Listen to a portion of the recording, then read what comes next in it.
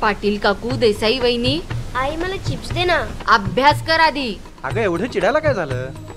हो, आपण घेतलेल्या नवीन घराची वास्तुशांती जवळ आली आहे, पण अजून नवीन फर्निचर, किचन ट्रॉलीज करायचे राहिलेत तिथं. पै पाहुण्यांना असं घर दाखवायचं का?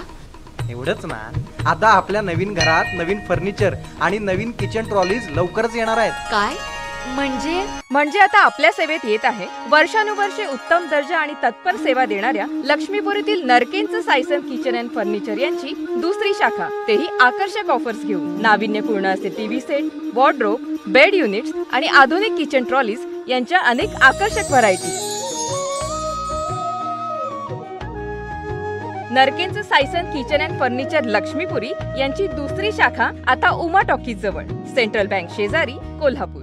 कोल्हापुरातील सुभाषनगर परिसरात राहणाऱ्या जयश्री मोहन माजगावकर हिची रुईकर कॉलनी परिसरात राहणाऱ्या ज्योती पाटील यांच्याशी तोंड ओळख होती.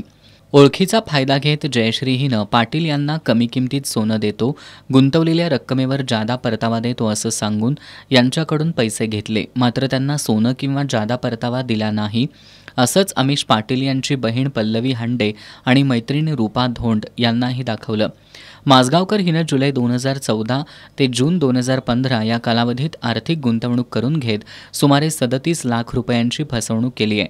या प्रकरणी ज्योती पाटील यांच्या फिर्यादीवरून जयश्री माजगावकर यांच्या विरोधात शाहूपुरी पोलिसात गुन्हा दाखल करण्यात आलाय.